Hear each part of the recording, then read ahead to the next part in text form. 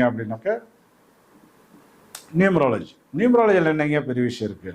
நியூமராலஜினா நம்ம வந்து ஒவ்வொரு எழுத்துக்களுக்கும் ஒவ்வொரு நம்பர்ஸ் வந்து இருக்குது, அதெல்லாம் கூட்ட போகிறோம்.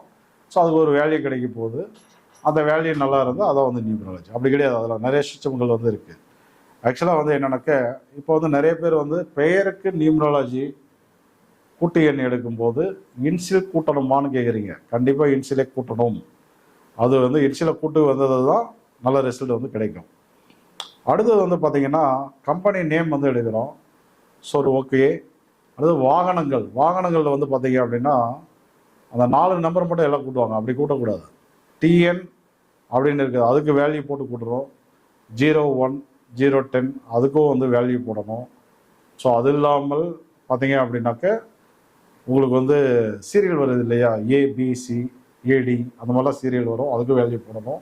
ஸோ இதெல்லாம் போட்டு கூட்டினீங்க அப்படின்னா தான் அது வந்து கரெக்டான ஒரு நியூமராலஜியாக இருக்கும். ஸோ அது இல்லாமல் வந்து பேர் வைக்கும்போது ஒரு கன்ஃபியூஸ் இருக்குது எல்லாருக்குமே.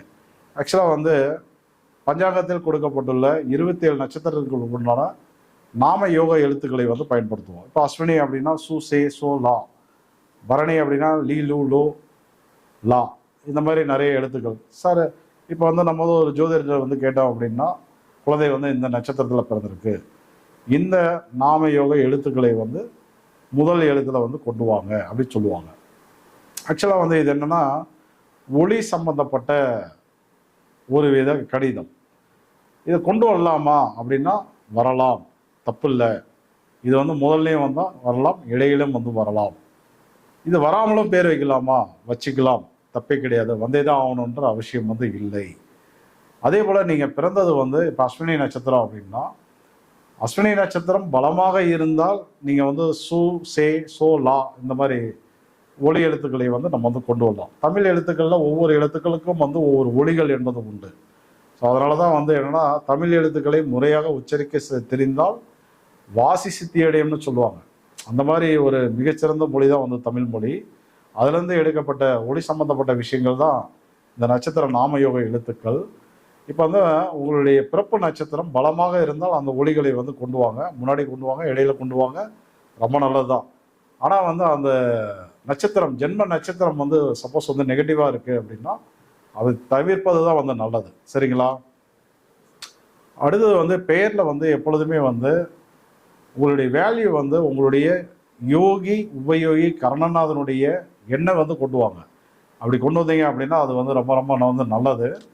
ஆக்சுவலாக வந்து இப்போ நீங்கள் வந்து கௌளவ கரணத்தில் பிறந்திருக்கீங்க, சவுடி கரணத்தில் பிறந்திருக்கீங்கன்னா 8ஆம் நம்பரை வந்து கொண்டு வரது ரொம்ப நல்லது. உபகரணம் அப்படின்னாக்க 9ஆம் நம்பர், பாலவ கரணம் அப்படின்னா 4ஆம் நம்பர், கௌளவம்னா உங்களுக்கு வந்து 8, அடுத்து வந்து தைத்துளை அப்படின்னா 6ஆம் நம்பர், கரசைனா 5, வணிசைனா வந்து 1, பத்திரைனா வந்து 7, சகுனினா மீண்டும் 8, சதுஸ்பாதம் பார்த்தீங்கன்னாக்க 3ஆம் நம்பர், நாகவம் 4ஆம் நம்பர், கிருப்சகுணம் வந்து 5ஆம் நம்பர்.